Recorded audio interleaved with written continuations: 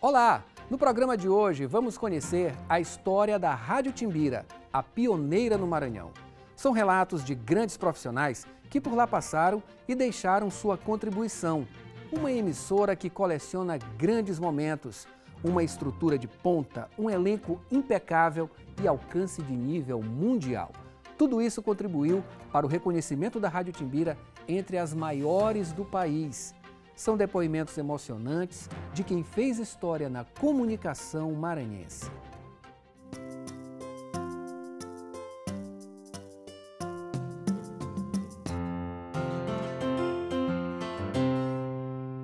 A Rádio Timbira foi uma das maiores emissoras do país.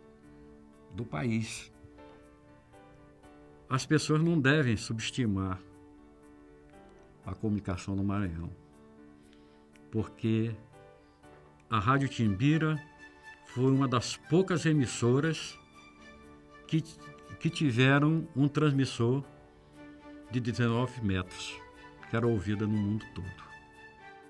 O que aconteceu na época, quando a rádio foi fundada, pela ideia do interventor Paulo Ramos, ele na verdade queria que o Maranhão passasse a ser conhecido fora de seus limites. Ora, já existia a Rádio Baré em Manaus, que transmitia as coisas do Amazonas. Tinha a Rádio Clube do Pará, que transmitia as coisas do Pará. Então, ele resolveu fundar a Timbira, mandando vir um técnico, o Braulio de Araújo, que veio de São Paulo para montar o transmissor e fazia a rádio pro ar. E o interesse dele é que fosse divulgada as coisas do Maranhão. Não as coisas do seu governo só, mas as coisas, a cultura, o folclore, enfim, as coisas do Maranhão. Na época da guerra, como eu te falei, o correspondente era por aqui. Quem era diretor da Rádio Timbira era Paulo da Silveira Ramos. Ele veio para inaugurar a Timbira e para ser um canal internacional de comunicação na guerra. Banda internacional de 19 metros, 15.215 km. E ela tinha banda internacional, não sei para onde foi. Ela tinha onda curta, e onda tropical e onda média. 4 canais na sua emissora. A Timbira tinha correspondência internacional de todas as partes do mundo. A Timbira tinha um correspondente internacional, está aí o João Ferreira, que fala 4, 5, 6 idiomas, que fazia isso. Ele fazia isso. Ele recebia as cartas, catalogava e apresentava aos domingos correspondente internacional. Era a primeira rádio que tinha. Depois foi a Ribamar que entrou. A segunda rádio, em 47. Ficaram as duas disputando, formando locutores, formando operadores, formando artistas. Tinha novela, e até noveleiro eu fui também. Trabalhei com novela e papel de novela, porque eu tinha a voz caricata. Entrei na Timbira quando ainda tinha broadcast, tinha um programa de auditório.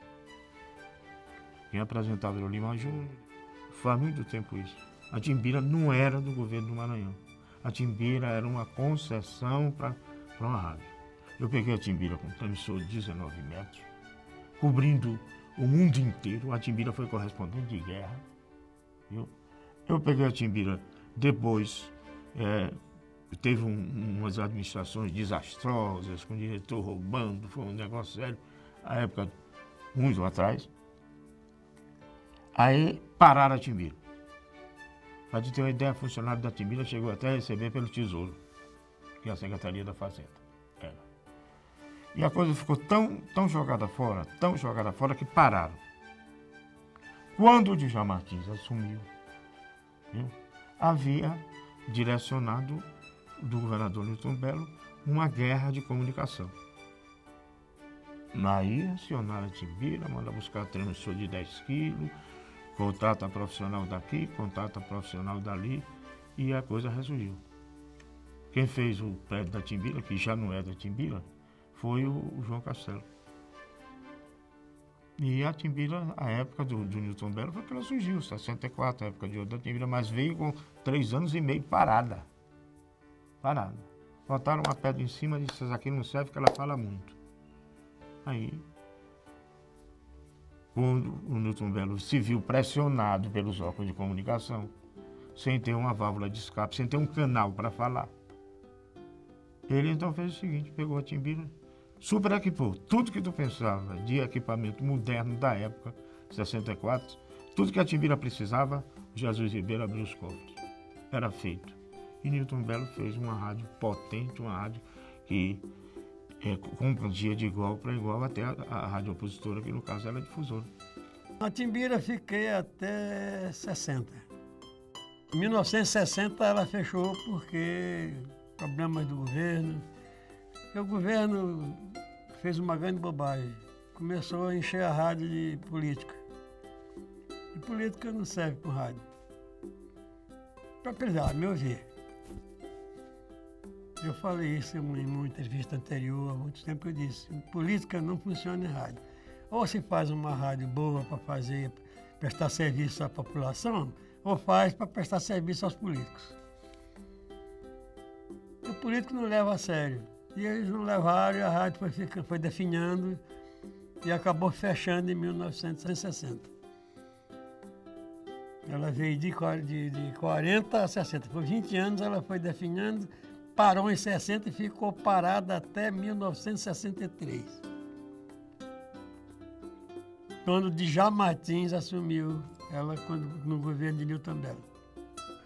Até hoje nós não tivemos um administrador de rádio no Maranhão como Dejar Ramos Martins, que além de ser um bom contador, era um excelente comentarista de esporte e gostava de rádio. No governo Newton Belo, ele pegou a Rádio Timbira para readaptá-la.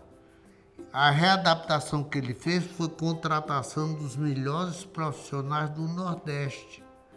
Quando ele fez isso, ele fez do rádio a melhor cadeia de empregos que tinha no estado, era a Rádio Timbira. Era onde eram empregados os melhores homens da atividade artística do Nordeste. Todos eles trabalharam na Rádio Timbira. Quando ela mudou ali para aquele prédio do Antigo Bem, a Timbira teve uma época muito boa com a revolução empreendida por Dejar Martins. Dejar Martins, com apoio de Newton Belo, resolveu reestruturar a Timbira naquela época. Foi buscar Luiz Aguiar, que era um grande radialista de São Paulo, para ele montar a programação e dirigir a rádio, ser uma espécie de diretor de programação da rádio. Mandou buscar Carlos Lemos, que era um grande comentarista em São Paulo, apesar de ser pernambucano, e com isso a rádio cresceu. Depois mandou buscar outros valores fora, com isso a rádio cresceu e passou a ter uma programação muito boa e com muita... Aí a Timbira recuperou. Passei pela Rádio Timbira, passei uma temporada na Rádio Timbira. Lá tinha o Dejar Martins, lá tinha o Canarinho, Herbert Fontinelli, que veio do Piauí, a Rádio Timbira. Tinha muitos bons profissionais também na Rádio Timbira naquela época. Tenho muito orgulho, te confesso, de ter participado desse momento do Rádio do Maranhão, porque formamos aqui naquela época uma equipe, acho que até hoje não conseguiu ser superada. Era uma equipe de alto nível, para a época e ainda para os dias de hoje. Fizemos um rádio de ponta no Brasil, no Norte e Nordeste, no Brasil naquela ocasião. Com nomes como Moscoso, Mário Leonardo, Luiz Chung, né, Canarinho no esporte, Carlos Lemos, né, isso tudo comandado pelo Djalma Martins, que tinha uma veia de rádio. Né. Ele não era um homem de microfone, mas foi um grande radialista, foi um grande dirigente do rádio. E formou naquela época, e eu tenho muito orgulho, te repito, de dizer que tenho muito orgulho de ter participado daquele momento de reestruturação da Rádio Timbira. E daí para frente foram vários anos na Rádio Timbira. Depois cobria, por exemplo, a posse do governador Zé Sarney, eu cobri. Tive a oportunidade de cobrir, né, jornalisticamente, na época, para a Rádio Timbira. Eu fui chamado para o estado, pelo governo do estado do Maranhão, o Domingos Vieira Filho, para escrever para o rádio a história sentimental, romântica de Gonçalves Dias. A partir daí eu tive experiência o bastante para pedir para Domingos Vieira Filho, que era diretor do Departamento de Cultura, para que ele publicasse o meu primeiro livro. Foi publicado pelo departamento porque eu era autor do texto de Gonçalves Dias para a Rádio Timbira. Note bem, nesse texto para a Rádio Timbira, existia, além de radioatores, que éramos nós, locutores, existia um grupo coral que era da Escola Normal do Maranhão, que formava nossas professoras. Dessa Escola Normal fazia parte a atual governadora do Maranhão. Fazia parte Alcione Nazaré, que fez parte do coral, lá da Rádio Timbira. A Timbira foi a única emissora aqui no Maranhão, nessa década de 60, mais precisamente em 64, a fazer 3 transmissões simultâneas. Isso já me lembra outro profissional de lá agora. Veja bem, a banda internacional, os 19 metros, a Timbira transmitia para o mundo, com programas em inglês, espanhol e francês, né? E a faixa de onda média para a capital, com outra programação, e fazia a onda curta para o interior. Então ela transmitia simultaneamente, na onda média, onda curta e onda tropical. Cada uma numa programação diferente, em determinados momentos. Tinha outros que uniam toda a programação numa só. Eu me lembro que havia uma rivalidade quando o cara tentava captar a Timbira. Quando não encontrava a Timbira, encontrava aquela rádio Sociedade da Bahia. Ou então a Jornal do Comércio, que tinha um slogan muito marcante, que era Rádio Jornal do Comércio, Recife, Brasil, Pernambuco falando para o mundo. A gente sempre entrava aquela coisa no meio ali, Rádio Sociedade e a Timbira, eram as 3 que se rivalizavam a nível de nacional. Até a Rádio Nacional do Rio, que era poderosa, sempre encontrava essas 3 emissoras na área do Nordeste, rivalizando com elas em termos de potência, em termos de programação.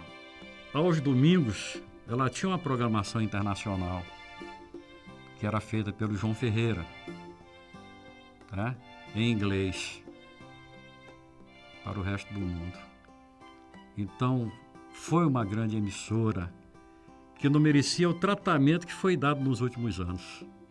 Lamentavelmente, a coisa pública, para quem não tem compromisso com o público, chega ao ponto que nós chegamos. Hoje é um departamento que não recebe os cuidados que deveria receber uma emissora, principalmente uma emissora sendo uma emissora oficial. Quando foi assassinado o presidente John Kennedy, ele foi assassinado em Dallas. E no dia que estava sendo assassinado em Dallas, estava havendo um conclave católico em que tinha padres de todos os lugares do mundo. E um padre do Maranhão, que era pároco da igreja de São Cristóvão, estava presente a esse conclave. E eles estavam lá confinados. E na hora do almoço fizeram uma emulação. O primeiro que conseguisse sintonizar a emissora do seu país ganharia um prêmio. E ele teve o mérito de ser o que sintonizou a Rádio Timbira 19 metros, e até isso não é um fato tão relevante, porque a Rádio Timbira entrava no mundo todo. O relevante é que quando ele fez a ligação, a sintonia, o Moscoso era o apresentador do programa, era o noticiarista, estava dando a notícia da morte de Kennedy. Acaba de ser assassinado em Dallas, neste momento, o presidente John Fitzgerald Kennedy. E, através da Timbira, eles tomaram conhecimento da morte de Kennedy na cidade em que ele estava e não sabia que ele tinha sido assassinado. Então, ao retornar de lá, de Dallas, ele fez questão de ir até a nossa rádio, reuniu todo mundo e contou esse episódio.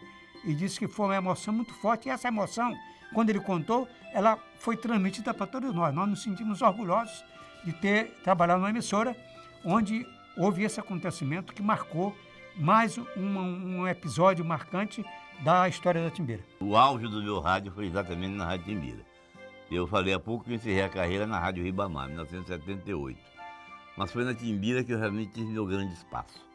Foi lá que eu realmente fui conhecido, fui absorvido pela comunidade aqui de Sergia, como um radialista útil, presente, fazendo programas de rádio, fazendo reportagem esportiva, fazendo reportagem geral. E eu lastimo muito a condição que a Rádio Timbira tem hoje, porque, na verdade, a Rádio Timbira fez história do rádio do Maranhão. Eu me lembro, e está vivo ainda, um homem chamado João Costa, se não me engano, funcionário da Delegacia Regional do Trabalho e radialista das horas vagas. Nós tínhamos um programa de rádio que levava o som da Rádio Timbira para o estrangeiro. E nós recebíamos cartas até da Rússia. João foi obrigado a estudar russo para traduzir as cartas que recebíamos de lá e de vários países europeus. Quer dizer, a Rádio Timbira levava a imagem do Maranhão para o mundo àquela época, né? Fazia no rádio o que hoje as grandes redes de TV fazem na televisão. Então a Rádio Timbira teve história, a Rádio Timbira contou a história do Maranhão para o mundo. E é uma pena que tenha acabado da forma como acabou, porque hoje a gente não pode nem tê-la, nem respeitá-la e nem senti-la como rádio. A Timbira eu já vi muito melhor, né? O primeiro time do esporte no rádio, aqui começou a ser contada a história do futebol do Maranhão. E banda internacional, transmissores com potência de alcance no mundo. Era a emissora de governo, mas que tinha uma programação para o povo, de um modo geral. Ela concorria com as emissoras comerciais, né, convencionais, e quem trabalhava na Rádio Timbira merecia realmente um respeito na rua, porque era um cast de profissionais de altíssimo nível, locutores. Para ser um locutor, para ser um noticiarista, para ser um apresentador da Timbira, precisava ter um respaldo muito grande e um retrospecto profissional até para alcançar a emissora oficial do Estado. Há uma diferença de época, mas há também de empresa. Hoje a Timbira não é nem empresa, ela é um setor da Secretaria de Comunicação. Mas o complexo Timbira não é o mesmo, muito menor do que já foi. Eu fui para a Rádio Timbira como repórter no final dos anos 70. Eu fiquei lá bastante tempo, né? Bastante tempo a ponto de, nos anos 80, ser repórter político, ter feito várias viagens, até viagens internacionais com o governador Castelo na época. Mas o grande equívoco foi na passagem do governo Fiquene para a governadora Rosiana Sarney. Na primeira gestão da governadora Rosiana. O que aconteceu naquela época? Ela resolveu dar um choque de gestão no Estado e trouxe para cá um técnico já falecido, chegou a ser eleger deputado federal, inclusive, que foi o doutor Luciano Moreira. E o doutor Luciano Moreira, naquela época, fez um estudo no Estado, né, e que ele considerou que Rádio Timbira, Emater, foi uma série de empresas eram desnecessárias, tinham que ser vendidas. As coisas começaram a acontecer, começaram a se desencadear, rádio aqui, ali, acolá, começaram a lijar a Timbira. Começaram a lijar. Primeiro foi a história, indeniza todo mundo. Eu estava saindo da Timbira como diretor, indeniza todo mundo da FGFS e tal. Aí esbandalharam o quadro funcional. Foi. Aí parou. Aí tentaram pegar a Timbira para vender o canal. Não pode. Não pode porque o Estado do Maranhão não tem canal de televisão, a não ser os oficiais, do governo, as outras áreas. A Timbira não pode ter emissora oficial. Então ela não podia ser vendida. Porque simplesmente foi extinta a empresa Rádio Timbira. A empresa pública Rádio Timbira foi extinta. Junto com o Emater, junto com o Cimec, junto com uma série. Até hoje existe no governo aí, existe um penduricalho no governo que eles chamam uma administradora de uma massa, não sei das quantas e tal. Isso tudo foi obra do Luciano, que era o secretário de administração para quem a governadora Rosiana, na época, entregou a famosa reforma administrativa. E eu tive a oportunidade de uma reunião dizer que isso era impraticável, vender a rádio, porque o que o governo poderia fazer era devolver a concessão para o governo federal, e aí o governo federal faria uma licitação, abriria uma licitação para exploração desse canal. Então foi esse o grande equívoco, foi isso que a rádio ficou aos tropeções. O meu reconhecimento é enorme, tenho muita saudade da Rádio Timbira, muita saudade e muita falta de respeito aos governos que desrespeitaram essa joia que foi dada para o Maranhão.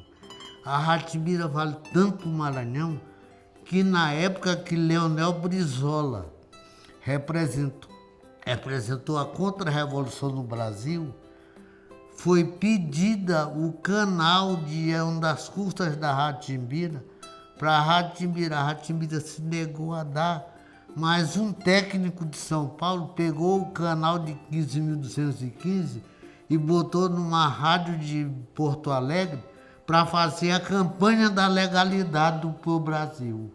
Repare bem, essa joia o governo não liga, dá dinheiro para a Rádio Mirante, que é dele, e a Rádio Timbira fica aí num departamentozinho. Isso me faz sofrer, isso me faz sentir demais.